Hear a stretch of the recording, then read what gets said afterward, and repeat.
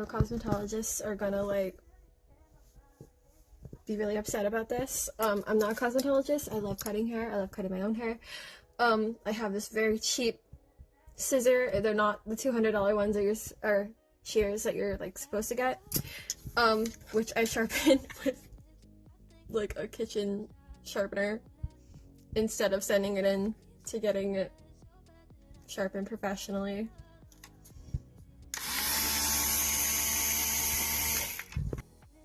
I post on here every day, so I feel like maybe I should say that like since I've been a little self-conscious about the way that my hair looks, I get compliments on it often, but it's not my preference. It's close to it, that's why I did it, but it was to make my abuser go away. I cut it like almost to the scalp about a little more than a year ago, and it's like growing out just because I want to represent myself the way that I want to be seen. It definitely did the job. It showed him that anything he does will be seen by people. He can't control me.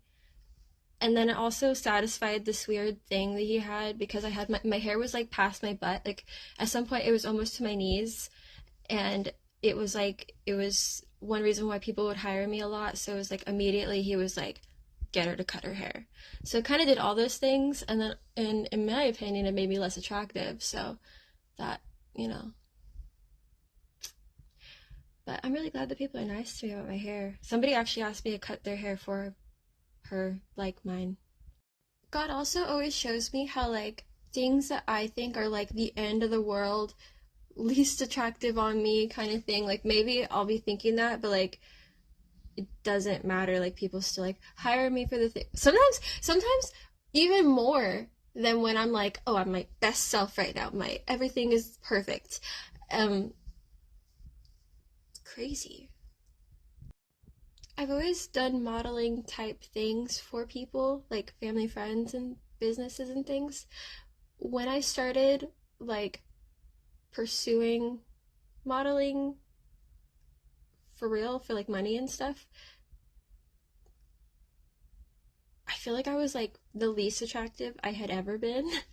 And it was crazy. It like worked. Like I was like, I had a photo shoot to go to like almost every weekend.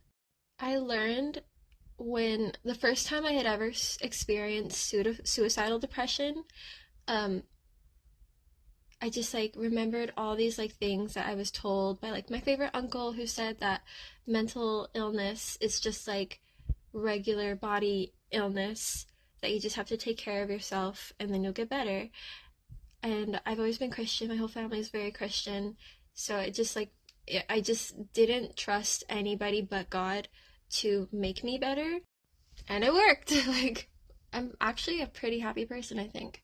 I still deal with like, you know, the residue of having been super sad. Sometimes I get very, very sad. One crazy thing that I realized at that time was like I only took like 3 pictures, and honestly I took them to be like, I was like really mean to myself in my head about it. But then like I look back a year later, and even the pictures like outside of that time where I just like would take like 5 pictures and then I pick one that I thought was like way better than the other ones. I look at the other ones the next year and be like, wait a minute, like I actually really like those other ones. So then I started doing that, where I'm like, you know, a month from now you'll probably look back at this, or a year from now for sure, and like really love that thing that you think, that picture of yourself that you think you don't like, you'll probably be like, wow, you were really cute. I wish I would have appreciated it. And I really encourage people to do that more.